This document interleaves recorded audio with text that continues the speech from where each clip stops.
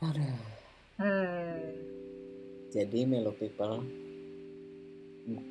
biasanya nih Loto Podcast sebelum memulai rekaman, kita tuh biasanya ada brainstorming dulu. Ya kita sebelumnya ada brainstorming, cuman sebelum kita record, 5, 4, 3, 2, 1 sebelum kita record, biasanya kita dengerin dulu lagunya sekali. Kita puterin dulu lagunya sekali, biar pesan dari lagunya, message sama temanya tuh nempel di kita. Dan selalu gue pribadi kalau dengerin ini tuh langsung kayak aduh Mike Mohede, sama banget. Kalau denger suaranya dia tuh rasanya memori lagu-lagu yang gue sering dengerin dia nyanyiin dulu, itu blak muncul lagi tuh. Iya ini dia yang nyanyiin.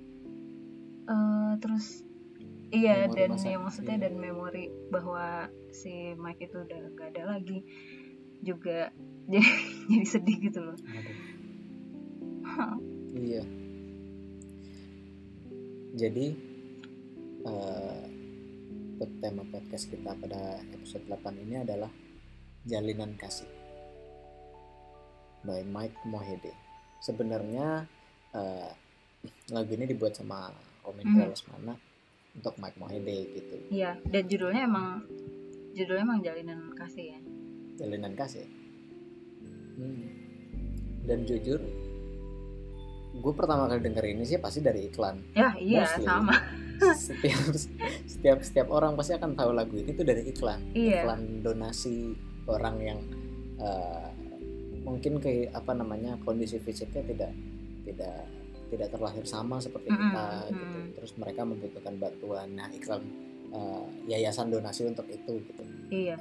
Dan setelah gue cari juga yayasannya emang namanya juga Yayasan Jalinan Kasih kan.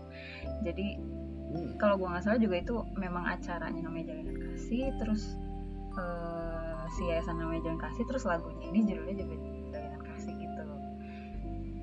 Jadi menurut lu gimana nih As tentang lagunya?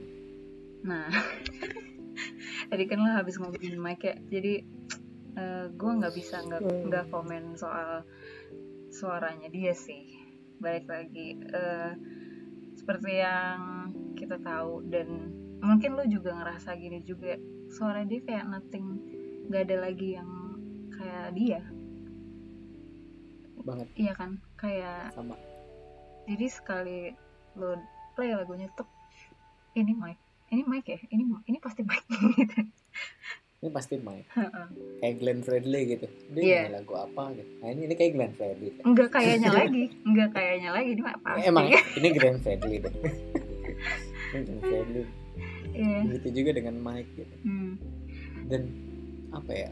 Gue tuh kalau denger Mike nyanyi lebih kayak misalkan ke lagu-lagu yang kayak begini, yang balladnya kayak begini. Gue tuh kayak ini apa?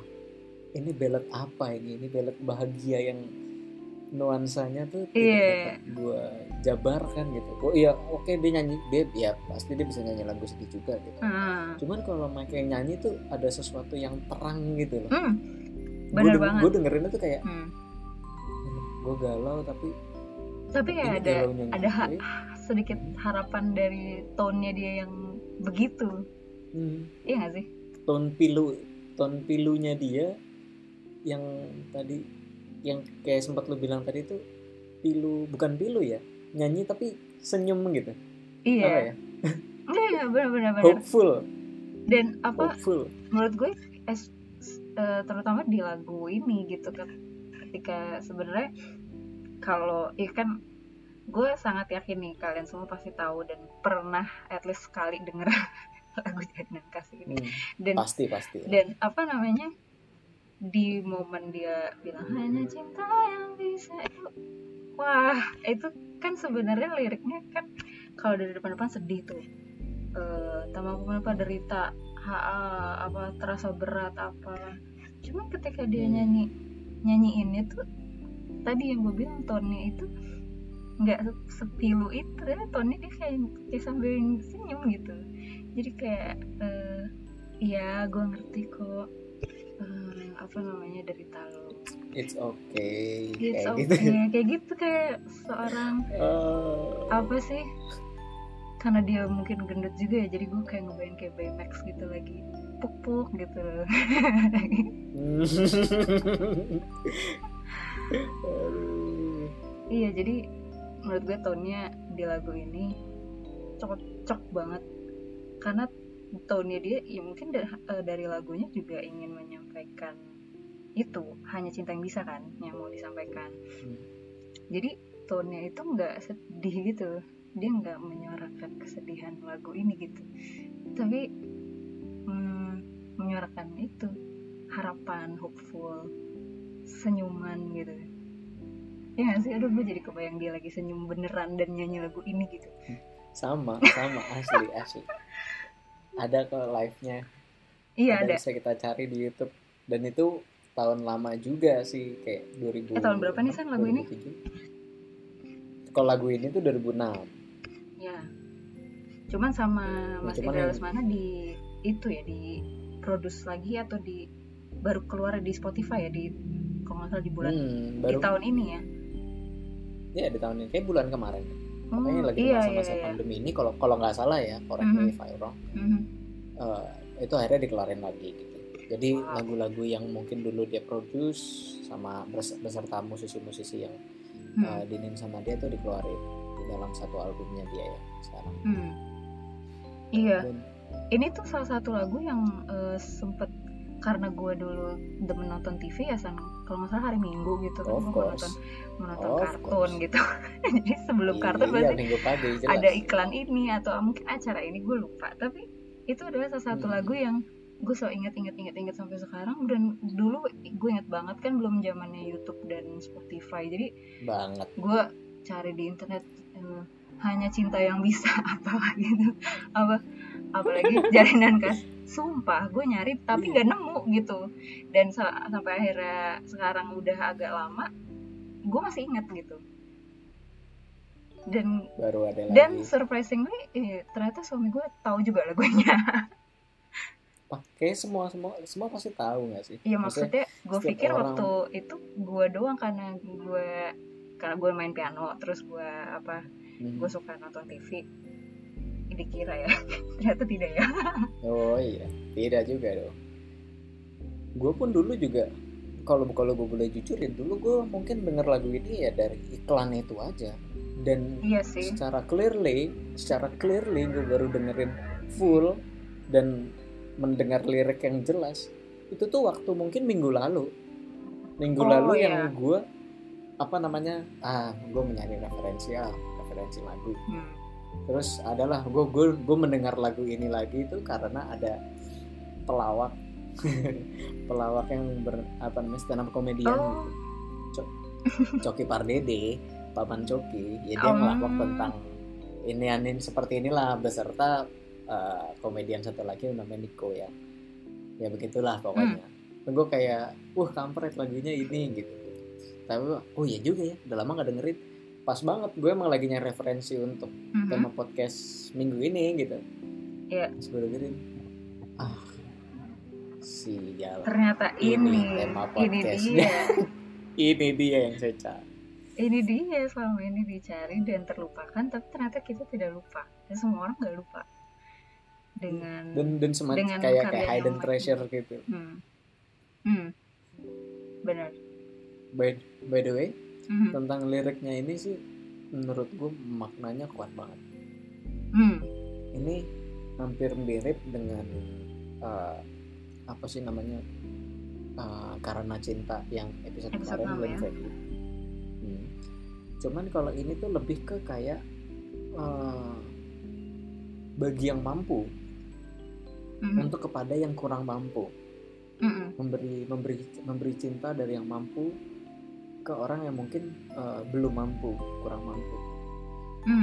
Oke, didefinisikan kalau dari iklannya dan acaranya ya itu dari berupa donasi ke orang membutuhkan, berupa uang, berupa barang hal-hal lainnya gitu. Cuman kalau dari lirik ini hampir mirip sih dari episode 6 kemarin yang gue lihat gitu. hanya cinta yang bisa menepis segala duka. Hanya cintamu yang bisa memberikan cahaya, menggetarkan suara hati kita, menjalin kasih untuk mereka. Merekanya itu siapa? Mereka yang mungkin nasibnya kurang baik juga gitu. Benar. Ini gue ada kali waktu gue pertama kali akhirnya gue dengerin lagu ini tuh ada semacam kayak on repeat kayak 20 atau 30 lagu terus gue apa sih namanya, gue replay terus gitu. Gue dengerin on repeat terus gitu. Gue kayak nggak bosen-bosen gitu. Gila, ternyata udah 30 kali puter gue dengerin. Wah, gue juga pernah kok mengalami hal yang sama.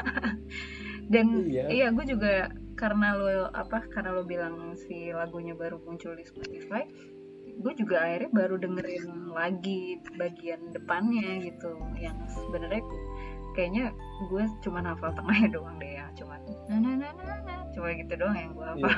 Tapi akhirnya kita baru ini ya, baru ngeh bahwa ada bagian depannya ini yang sama sama ngenaknya gitu.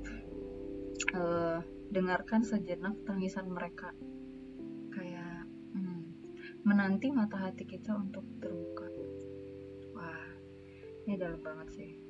Dan ini jadi relate sama yang lo bilang tadi, mungkin emang untuk suatu kaum yang emang lebih membutuhkan gitu, karena ada itu ya tangisan mereka. Cuman menurut gue ya San, ini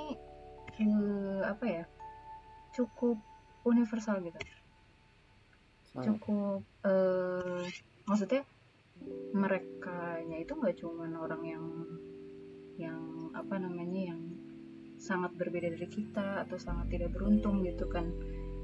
Mereka itu bisa juga teman dekat kita yang lagi kesulitan gitu kan, atau sahabat kita yang kita nggak tahu dia lagi ada masalah apa di rumahnya gitu, atau ya semua orang punya masalah gitu, semua orang bisa nangis gitu. Jadi meskipun di lagu ini mungkin diubah untuk si acara itu, yang membuat kita tuh mikir jadi spesifik untuk acara donasi gitu. Cuman kalau kita lihat lagi liriknya itu itu bisa se-universal ini gitu kalau kita mau melihatnya lebih dekat sih. Atau ya nggak sih, untuk lebih terbuka dengan ya yang jadi permasalahan orang nggak melulu kemiskinan, nggak melulu perbedaan gitu, bisa juga permasalahan kecil tapi membuat seseorang terluka gitu kita, dan itulah di saat itulah kita harus itu membagikan cinta gitu. Ini mirip episode 6 banget sih ya. Hampir ya. Tapi entah kenapa ya, kalau dari sudut pandang gue pribadi, gue tuh lebih melihat hal ini tuh sebenarnya ini yang mau gue sebut adalah universal. Lagi-lagi ini konteksnya besar, nggak hanya beberapa golongan tertentu.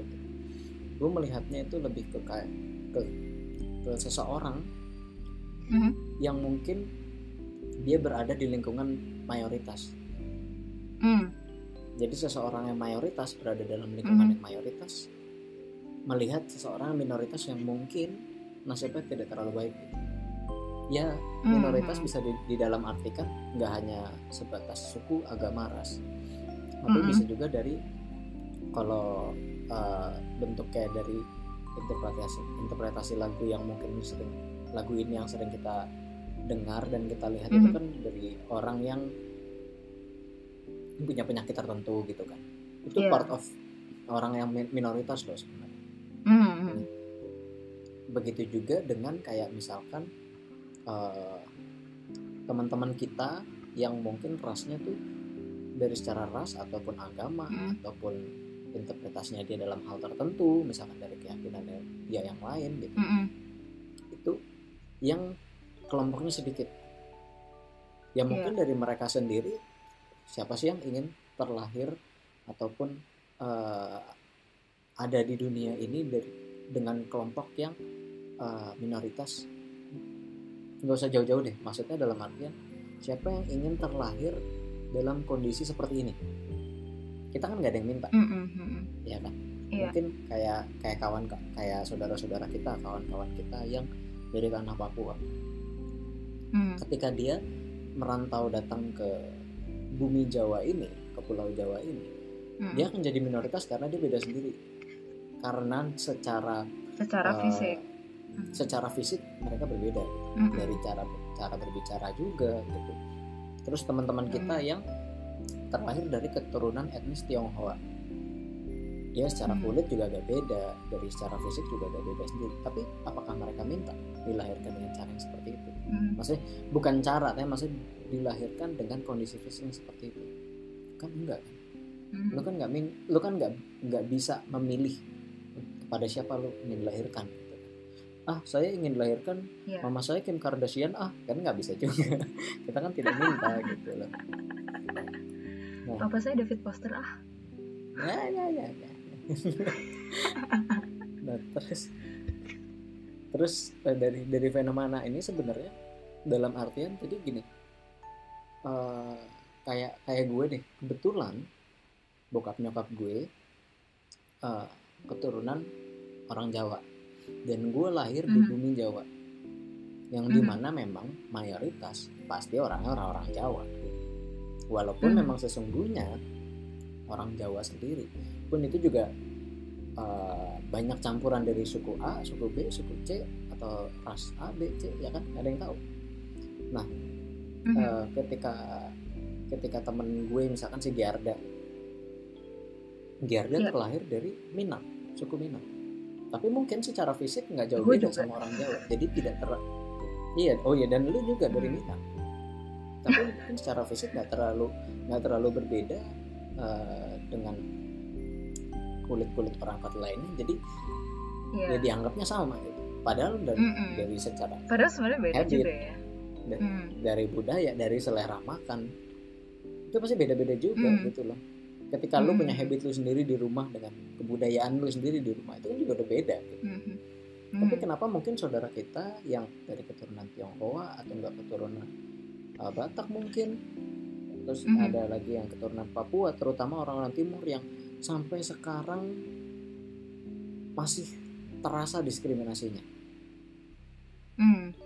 Dan balik lagi ke lagu yang gue bilang, interpretasi dari lagu ini adalah pada kita yang kebetulan ada di tanah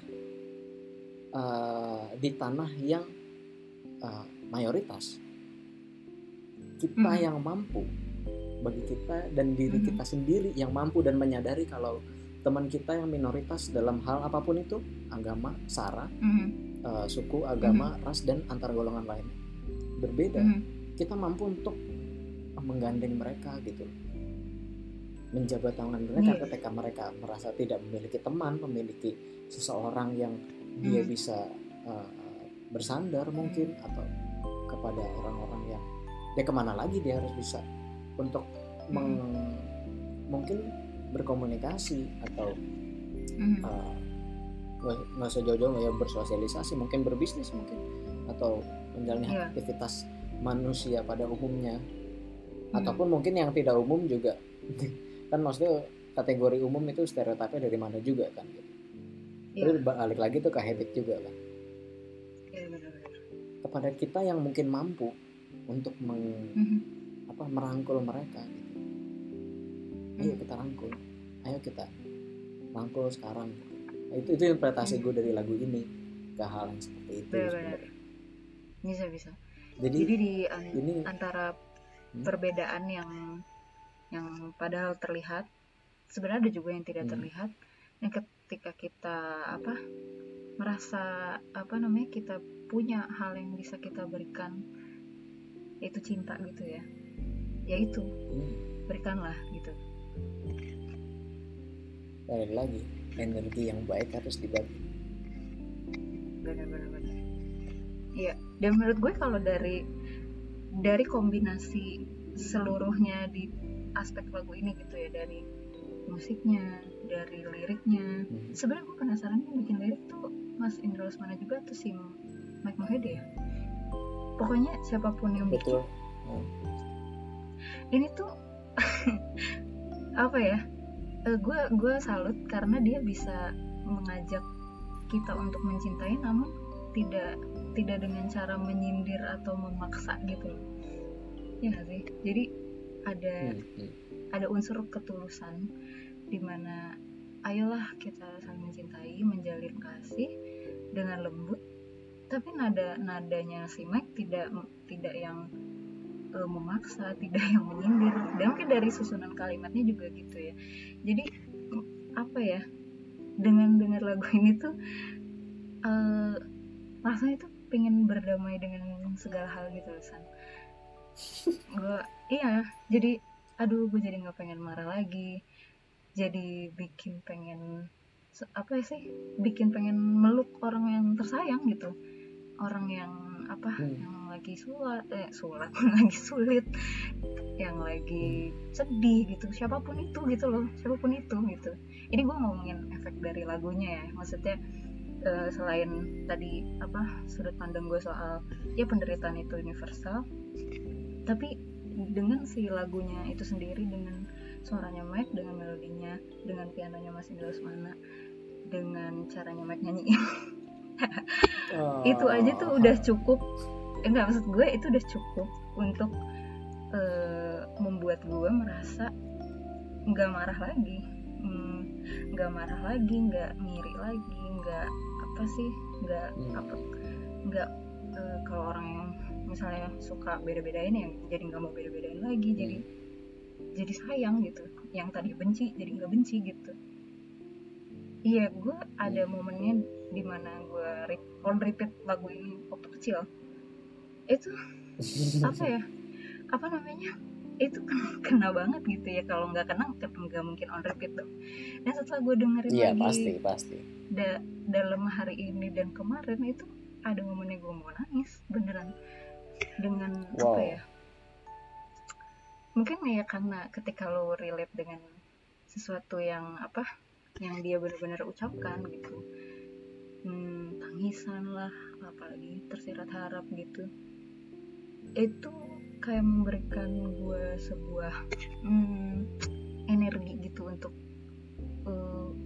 untuk saling senyum aja gitu, senyum dan berikan cintamu aja gitu.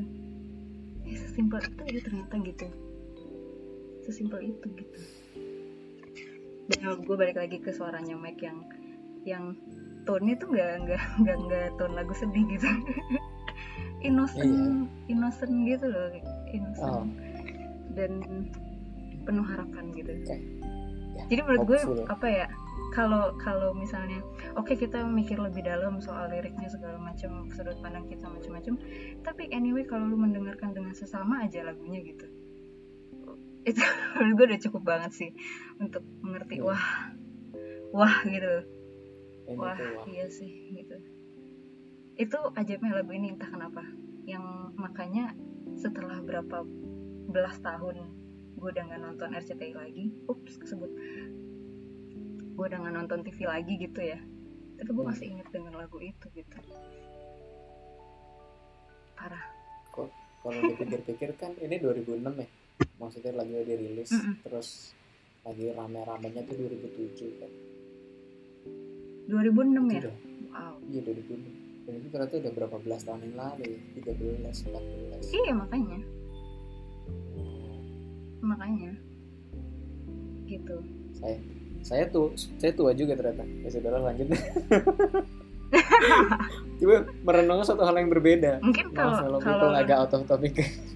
Enggak, kalau lu nanya generasi kayak adik gue gitu atau adik lo gitu, mungkin dia nggak tahu kali ya lagu ini karena mereka nggak pernah nonton iklannya. Iya nggak sih? Dan habit untuk bangun pagi di minggu pagi untuk nonton film kartun tuh mungkin habitnya juga berbeda dari kita gitu. Sekarang kan nonton kartun mah di YouTube kali San. Iya. Gue nonton Upin Ipin mulu no. Aduh, Fizi udah klarifikasi. Oke lanjut. Maaf Melody, Bang. Iya. By the way, gue ada mellow fact. Ding. Apa nih Nanti mellow fact-nya? akan gue akan baru mau bikin bumper sih sebenarnya. Jadi nanti kalau ada bunyi seperti ini, itu tandanya mellow fact. Asik. Ini gini nih bunyinya nih. Itu mellow fact. Bisa. Lu tau gak kalau lagi rekaman tuh sebenarnya gue ngomong gini-gini tuh habis itu gue diem. Ya kan nunggu ya. Nah, oke, lanjut. Jadi mellow fact kali ini tuh menurut ilmuwan, jika kita mendambakan persatuan, kuncinya dengan cara berteman. Jika kita mendambakan sebuah persatuan, kuncinya atau jawabannya adalah dengan cara berteman, memiliki empati dengan orang yang mungkin kita rasa berbeda dengan golongan kita. Ini sebenarnya poin ini, beat ini adalah gue dapat dari Panji Pragiwaksono, seorang stand up comedian. Saat itu gue nonton live, gue nonton secara live langsung. Dia mengatakan seperti ini, dari literasi yang dia baca, seorang ilmuwan membuat eksperimen terhadap 2 tikus yang berbeda. Yang satu tikus hitam dan satu tikus putih. Nah, ini kan jelas dari dari fisiknya orang yang beda ya. Ya, dari 2 hewan yang berbeda gitu. Tikus hitam sama tikus putih dimasukin ke dalam satu kandang. Yang dimana di dalam satu kandang itu ada kayak semacam penjaranya gitu, ada kayak jebakannya gitu. Jadi dia masuk ke situ, habis itu ketutup, set gitu. Dua-duanya, salah satunya ya. Ya pokoknya ini dimasukin satu kandang, tapi di kandang itu ada jebakan. Oh oke. Salah satu tikus itu ada yang masuk ke jebakan itu, habis itu ketutup kan, kan sempit gitu ketutup. Nah terus tikusnya kayak ya minta tolong. Gimana sih suara tikus? Maksudnya tikusnya itu kayak cit gitu. Nah tapi sebenarnya jebakan itu bisa dibuka, jadi ada tuas gitu di luarnya. Yang bisa dibuka sama jadi kalau tuas itu tikus lain, sama tikus yang tikus lain gitu, yang dalam situ. Jadi kalau tuas itu disenggol, itu sebenarnya pintunya kebuka gitu, jebakan itu terbuka. Nah si tikus putih itu masuk ke dalam perangkap, tikus hitam di luar kan. Nah terus kejebak. Nah si tikus hitam itu diam aja. Dia melihat kayak ya udah gitu, diam aja gitu. Nah habis itu tikus itu dikeluarin dari kandang itu, dipindahin ke kandang yang satunya lagi. Di kandang yang satunya lagi itu mereka hidup berdampingan. Satu kandang cuma berdua aja udah gitu. Dan nggak ada jebakan itu. Di situ aja gitu. Nggak ada, udah kayak kandang biasa aja udah. Mereka hidup berdua lama di situ. Dan ilmuwan itu pada melihat kalau di situ ada interaksi. Jadi si tikus A dan tikus B kayak sudah mulai berteman, sudah mulai mengenal satu sama lain. Ada interaksi si beberapa ilmuwan itu para ilmuwan itu melihat itu ada kalau ada interaksi. Setelah berteman lama ditaruh di kandang itu, tikus A dan tikus B dipindahin lagi ke kandang yang ada jebakannya. Masukin ke kandang situ lagi, terus tiba-tiba tikus yang putih itu masuk ke jebakan, kena jebakan lagi, dalam hitungan detik tikus yang hitam langsung ngebuka tuasnya untuk si tikus yang putih keluar. Jadi kuncinya itu adalah dia temenan dulu. Terus ada kasus lain lagi. Ada salah satu ada tikus banyak gitu. Ada tikus hitam 4, ada tikus putih 2.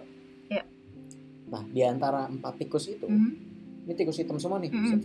Terus ada tikus putih 2, yang dimana tikus putih ini salah satu tikusnya itu, dan salah satu tikus putih ini adalah tikus putih yang sebelumnya. Ingat gak? Yang tikus yang sebelumnya yang tadi gue ceritain yang berdua sama tikus hitam. Salah satu tikus putih itu adalah tikus yang tikus B itu yang di kandang sebelumnya. Dan salah satu tikus hitam yang ada di 4 Yang kerumunan 4 itu, tikus hitam itu adalah tikus A Ya. dari kandangnya sebelumnya. Mhm. Satu momen Mhm. mereka di dalam satu kandang yang ada jebakannya. Mhm. Mereka berarti berenam gitu, rame. Iya. Gitu. Mhm. Nah, terus tikus yang A, Mhm. tikus putih yang baru gitu, Mhm. tikus putih yang baru ini Mhm. tiba-tiba masuk jebakan Mhm. dan nggak ditolongin sama tikus putih yang satu lagi. Oh, padahal sama-sama Walaupun dalam fisik dan putih. mungkin jenisnya dia tuh sama, tapi nggak ditolongin. Jadi kesimpulannya, kalaupun lu sama, tapi lu hidup dalam lingkungan yang berbeda, nggak akan ada rasa empati di antara itu gitu. Walaupun ini dua tikus putih ini nih sama nih, secara fisik sama, cuman dia hidup dalam lingkungan yang berbeda. Jadi si tikus putih yang A dan tikus putih yang B kan nggak hidup dalam sama lingkungan yang sama, jadi nggak ada empati. Jadi dia nolongin, ya gue nggak kenal sama lu gitu, ibaratnya seperti itu gitu. Karena nggak ada interaksi apa-apa, belum kenal dan tidak kenal gitu. Nah, jadi poinnya adalah ketika lu mendambakan sebuah persatuan gitu, jawabannya ya berteman. Jika lu mendapatkan persatuan, poinnya adalah lu berteman, menaruh empati terhadap orang tersebut, mencoba untuk memahami apa yang dia lakukan, apa yang dia sukai, kenapa dia seperti itu. Memahami tetapi tidak menghakimi. Ketika lu melihat orang yang teriak-teriak kayak wah Malaysia, ganjang Malaysia gitu, pasti dia nggak punya teman orang Malaysia.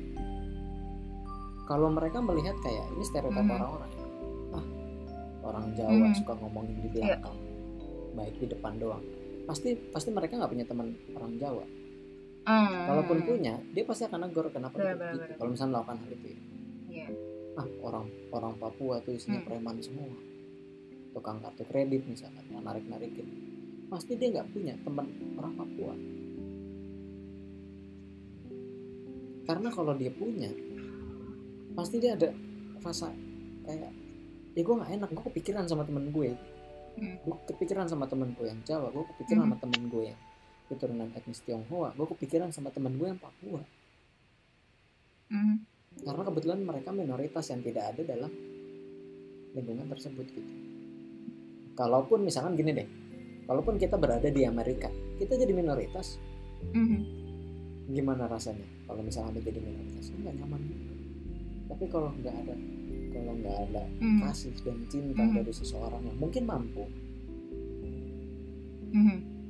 ya mungkin hidup tidak akan jadi sebaik itu.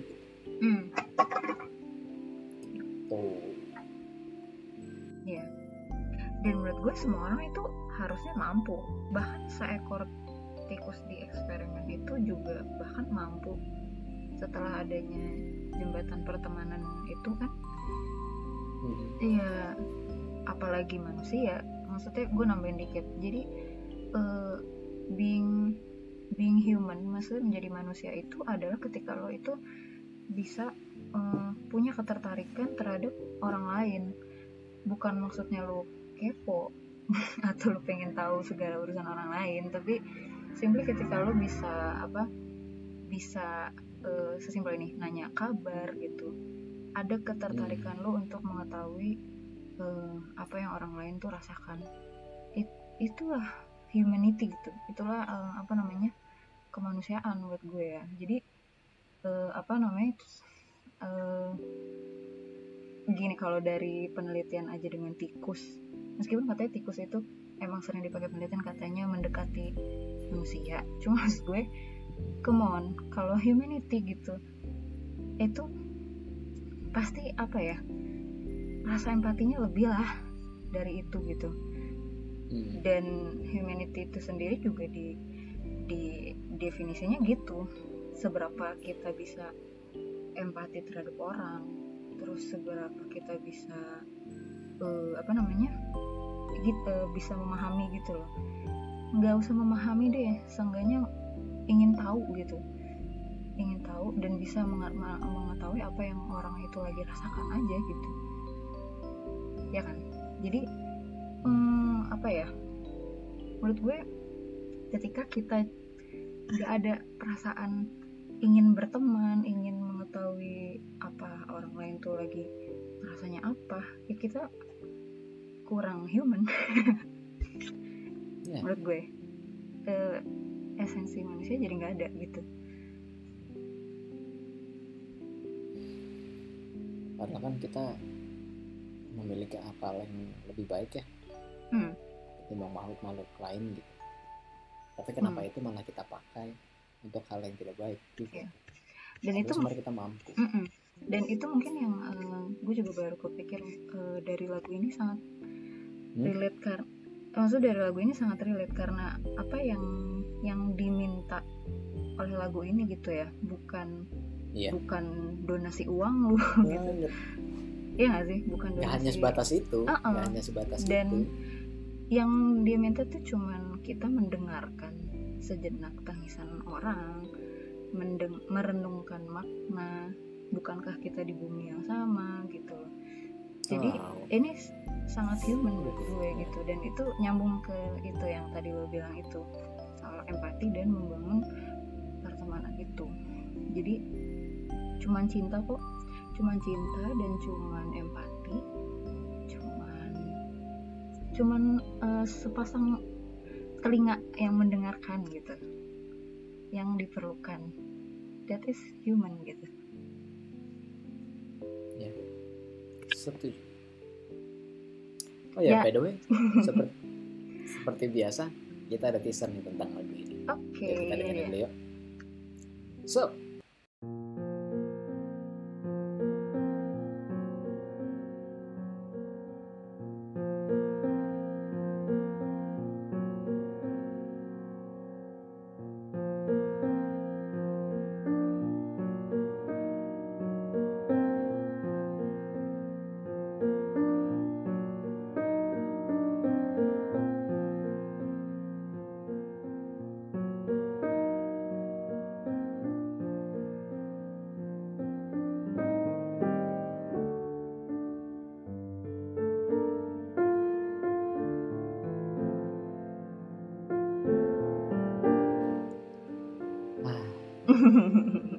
gue akhir-akhirnya tuh setiap teaser pasti reaksinya tuh selalu karena itu hal itu yang selalu saya rasakan ketika gue mendapatkan kayak lagu ballad yang tepat, lagu melankolis yang tepat untuk. Kalau tidak tepat nggak mungkin kita cover nggak sih? Iya banget lah, banget. Ya. Gimana nih As kesimpulannya? Kesimpulan, ya sebenarnya kalau kita menyadari gitu, menjadi manusia yang yang sangat manusiawi itu nggak susah gitu. Lu cuman butuh yang seperti gue udah bilang, lu cuman butuh lebih empati, bukan lebih ya, makanya semua orang ya butuh empati aja. Empati, bisa melihat penderitaan orang lain, bisa mendengarkan tangisan, bisa mendengarkan penderitaan orang, bisa punya mata untuk membuka, bisa punya pikiran untuk merenungkan segala hal yang terjadi gitu, dan simply punya ketertarikan untuk tahu, untuk bisa menenangkan orang lain gitu. Dan cinta, dan punya rasa cinta yang siap untuk dibagikan, udah, that's it. Lo nggak perlu punya duit yang banyak, punya harta yang bisa lo sumbangkan untuk orang yang kurang beruntung atau orang yang minoritas, seperti yang sempat dibahas tadi itu. Enggak kan, itu cuma butuh menjadi human aja, udah, menjadi lebih human.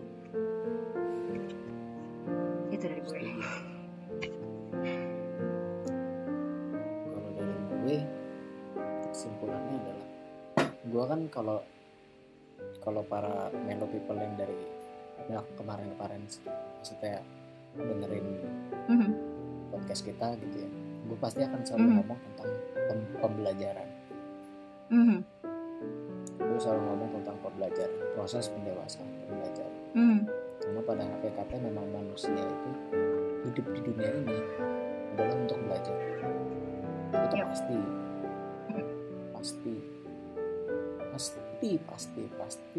melakukan kesalahan. Tapi di situ juga kita belajar. Karena kalau kita nggak tahu kita salahnya di mana, kita nggak belajar.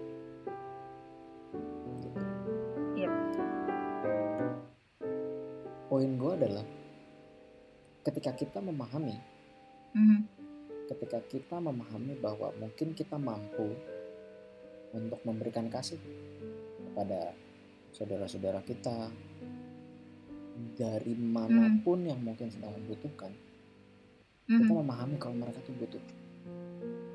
Yep. Belajarlah dan mengedukasi diri kalian untuk bisa memberi kebaikan itu. Belajarlah dan edukasilah diri kalian untuk bisa memberi kasih itu. Karena begini, seperti yang kemarin gue pernah bilang, kalau misalkan kita tidak dibekali dengan, misalkan kita punya communication tools yang baik, tapi kalau tidak kita menggapai dengan communication skill yang bagus, itu juga kita kan bisa jadi miskom ya. Apalagi ini seperti yang dibahas di episode 4 ya.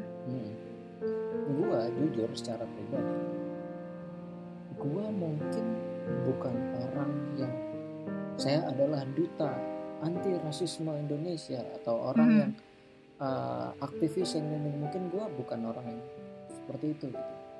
Tapi ketika kita melihat fenomena yang mungkin masih banyak orang yang diskriminasi terhadap golongan tertentu gitu, dan ketika lu paham kalau lu kebetulan ada di sisi yang saya ini mayoritas gitu, cobalah rangkul kawan-kawan, saudara-saudara kita yang mungkin sedang membutuhkan. Balik lagi ke Asti yang bilang, nggak melulu tentang uang, tapi cinta yang lu beri, kasih yang lu berikan gitu. kasih yang lu berikan itu kan juga bermakna gitu. Nggak ada yang tahu kalau misalkan ternyata temen lu hanya memberikan waktu dan lu mendengarkan dia berkeluh kesah itu ternyata gitu ya? Iya, ternyata itu merubah hidup dia 180 derajat. Kita kan gak ada yang tahu. Dan ternyata aksi yang sudah lu berikan gitu dan reaksi yang lu dapat dari dia itu ternyata sangat bermakna gitu. Terutama kepada teman-teman kita yang mungkin membutuhkan. Yeah. Jadi itu balik lagi ya, energi yang baik itu harus dibagi. Kita paham, bekali diri kita. Ketika kita misalkan, ya gue paham kalau gue harus membagi kasih gue kepada orang yang membutuhkan. Tapi lu tidak membekali dan mengedukasi diri lu untuk mengimbangi apa yang harusnya lu lakukan. Itu enak juga belum tentu akan bakal baik. Yep. Kayak misalkan lu seorang guru, gue pingin murid gue pinter, gue harus belajar, gue harus dapat ilmu akademis. Misalkan gue mau jadi guru sejarah, gue harus belajar dan gue harus menggali ilmu akademis tentang sejarah, menjadi sejarawan yang baik agar murid-murid gue jadi pintar. Nggak salah. Tapi ketika lu dihadapkan di lapangan, apakah ilmu lu di situ hanya apakah hanya ilmu akademis lu yang dibutuhkan? Enggak juga kan? Yep. Lu butuh gimana memberi atensi kepada murid-murid lu. Lu butuh gimana caranya murid itu dapat memahami dengan mudah atau memahami dengan cara yang murid-murid lu tuh Efektif bisa gitu ya. Bisa. tangkap, yang efektif. Karena hidup itu nggak hanya sebatas ilmu itu aja gitu. Yap. Masih banyak ilmu yang lain, dan yang paling sering orang lupa adalah ilmu tentang kehidupan. Yap. Ilmu bagaimana kita hidup, ilmu bagaimana kita komunikasi, ilmu bagaimana kita menerima keadaan, kita bereaksi terhadap sesuatu. Ketika kita mendapat masalah, kita harus menyikapinya seperti apa gitu. Yep. Apakah marah menjadikan sebuah solusi yang terbaik? Tegas itu seperti apa? Apa bedanya marah dengan tegas? Yep. Poinnya banyak. Ternyata poinnya banyak. Tapi kalau lu ingin mengubah dunia, lu ingin mengubah murid-murid lu ingin mengubah teman-teman lu ingin merangkul semua orang-orang tersebut, dimulai dari diri sendiri. Bekali itu edukasi itu. Ya mungkin gue punya cara gue sendiri gitu. Gimana caranya? Dan dengan bidang yang berbeda juga tentunya. Gak melulu itu hanya tentang guru, gak melulu itu hanya duta rasisme, tapi kita semua per individu itu bermakna dan memberikan dampak yang besar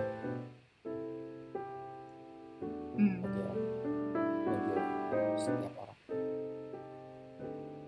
gitu. Gila ya, ngomong apaan sih gua. Enggak, biasanya kan dari Mike Mohede jadi gini. Biasanya galau karena cinta-cintaan kan. Cuman sekarang cintaan juga sih. Cuman in a different way ya. Not in a romantic ways. Yeah. Oke.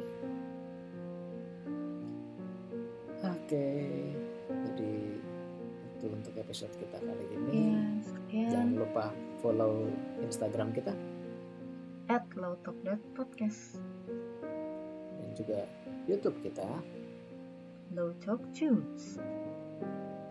Terima kasih untuk Mela People yang masih setia mendengarkan sampai menit segini. Sampai jumpa di episode selanjutnya. Jangan bosan-bosan ya. Bye. Hashtag Melo all the way.